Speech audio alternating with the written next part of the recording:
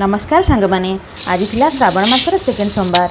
तो आज बिना पियाज रसुण मोर सब रोसई हम। तो मुझे भाविले जी कौन बिना पियाज रसुण बनईबी। तो से डालमा करी। तो फोन कहली आउ कौन डालमा संगे तो आउ किसी दरकार। तापर ये देखला बेलू फ्रिज साग थिला।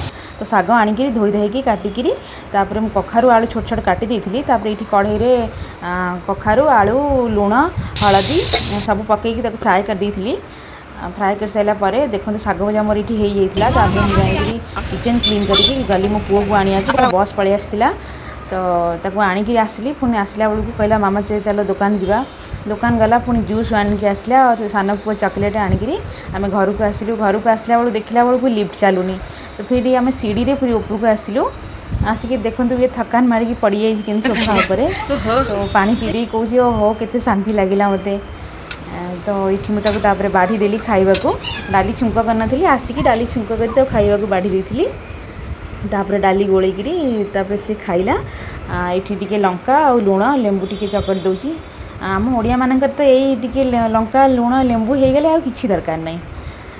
ता संगे टे काकुड़ी खाया बहुत टेस्टी लगिला। वीडियो भल लगी प्लीज़ लाइक शेयर सब्सक्राइब निश्चित करेंगे।